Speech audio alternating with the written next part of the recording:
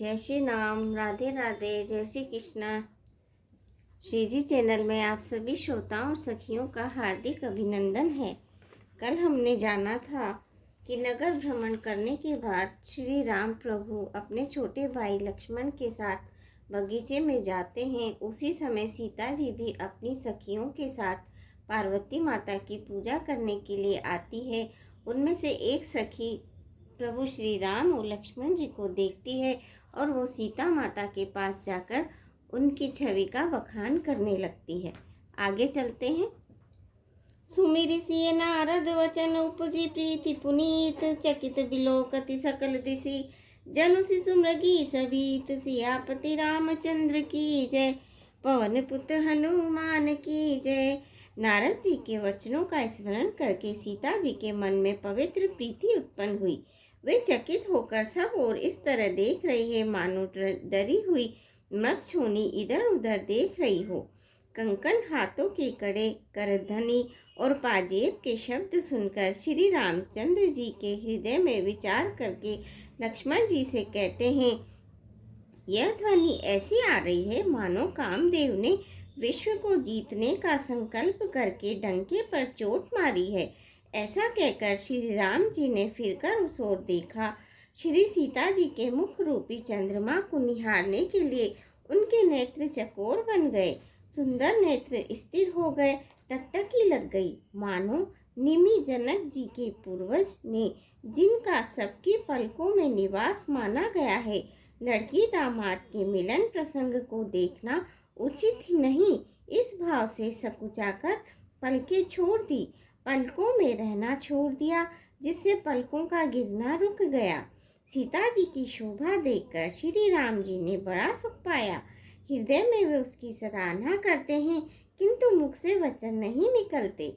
वह शोभा ऐसी अनुपम है मानो ब्रह्मा ने अपनी सारी निपुणता को मूर्ति मानकर संसार को प्रकट करके दिखा दिया हो।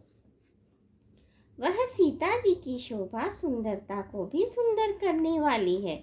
वह ऐसी मालूम होती है मानो सुंदरता रूपी घर में दीपक की लौ जल रही हो। अब तक सुंदरता रूपी भवन में अंधेरा था, वह भवन मानो सीता जी की सुंदरता रूपी दीप शिखा को पाकर जगमगा उठा है, पहले से भी अधिक सुंदर हो गया है। सारी उपमाओं को तो कवियों ने झूठा कर रखा है। मैं जनक नंदिनी श्री सीता जी की किससे उपमा दूं? इस प्रकार हृदय में सीता जी की शोभा का वर्णन करके और अपनी दशा को विचार कर प्रभु श्री रामचंद्र जी पवित्र मन से अपने छोटे भाई लक्ष्मण से समयानुकूल वचन बोले, हे तात, यह वही जनक जी की कन्या है जिसके लिए धनुष यज्ञ हो रहा है। सखियां इसे गौरी पूजन के लिए ले आई हैं।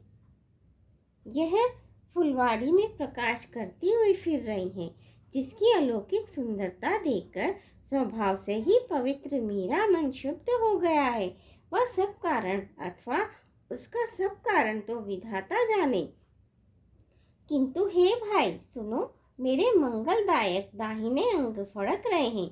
रघुवंशियों का यह सहज जन्मगत स्वभाव है कि उनका मन कभी कुमार्ग पर पैर नहीं रखता। मुझे तो अपने मन का अत्यंत ही विश्वास है कि जिसने जागृत की कौन कहे स्वप्न में भी पराई स्त्री पर दृष्टि नहीं डाली है। रण में शत्रु जिनकी पीठ नहीं देख पाते, अर्थात जो लड़ाई के मैदान से भागते हैं, पराई स्त्रियां जिनके मन और दृष्टि को नहीं खींच पाती, और भिखारी जिनके यहाँ से ना ही नहीं पाते, खाली हाथ नहीं लौटते, ऐसे श्रेष्ठ पुरुष संसार में थोड़े हैं। यूँ श्री राम जी छोटे भाई से बातें करते हैं, पर मन सीता जी के रूप में लुभाया हुआ उनके मुख रूपी कमल के छवि रूप मकरंद रस को भौरों की तरह पी रहा है। सीता जी चकित होकर चारों ओर देख रही हैं।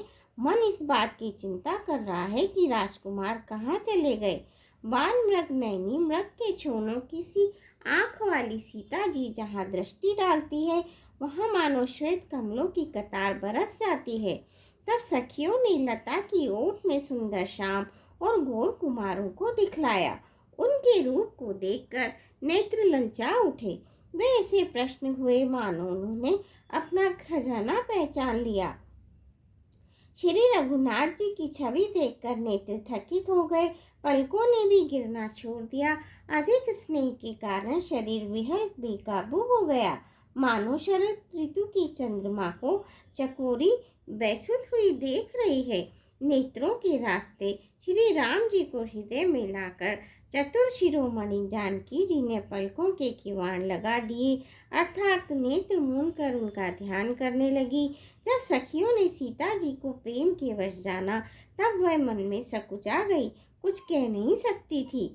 लता भवन्ते प्रकट भे ते ही अवसर दो भाई, निकसे जनु जुगुम विमल विधु, जलद पलट बिट गाई। सियापति रामचंद्र की जय, पवन पुत हनुमान की जय।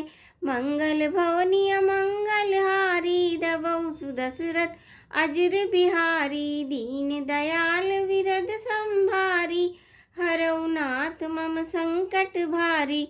श्रोताओं, आज के लिए बस इतना ही। कल आपसे फिर भेंट होगी। जय श्री राम, जय श्री कृष्णा। वीडियो को लाइक कीजिए, शेयर कीजिए। धन्यवाद।